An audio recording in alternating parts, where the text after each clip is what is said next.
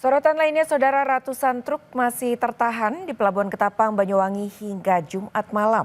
Kemacetan dipicu terbatasnya jumlah kapal pasca tenggelamnya KMP Tunu Pratama Jaya di Selat Bali.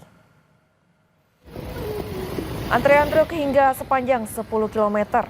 Untuk mengurai penumpukan, pihak ASDP Ketapang mempercepat proses bongkar muat serta mengimbau pengusaha agar menggunakan truk di bawah tonase 35 ton.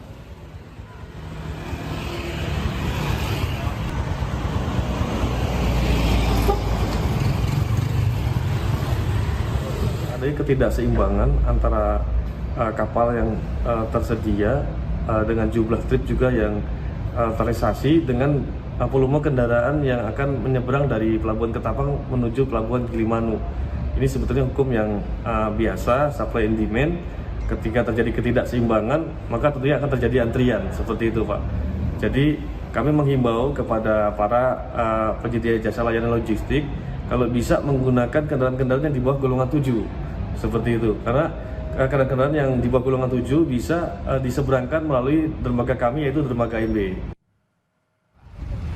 Sebelumnya, ratusan sopir truk menggelar aksi demo di depan pintu masuk Pelabuhan Ketapang, Banyuwangi, Jawa Timur pada Jumat siang. Sopir truk memprotes antrean penyeberangan yang dinilai semakin parah hingga harus menunggu hingga 3 hari. Sehingga memaksa sopir truk mengeluarkan uang lebih untuk menginap. Mereka juga menuntut penambahan kapal dan langkah tegas dari ASDP untuk mengurai kemacetan. Apa bedanya? Tidak ada perbedaan.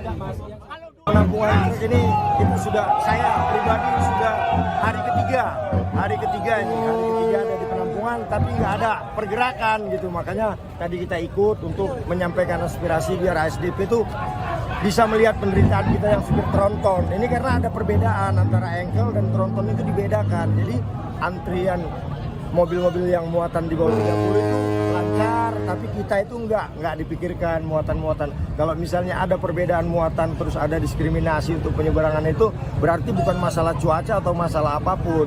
Ada masalah lain kan, itu yang mau kita tanyakan.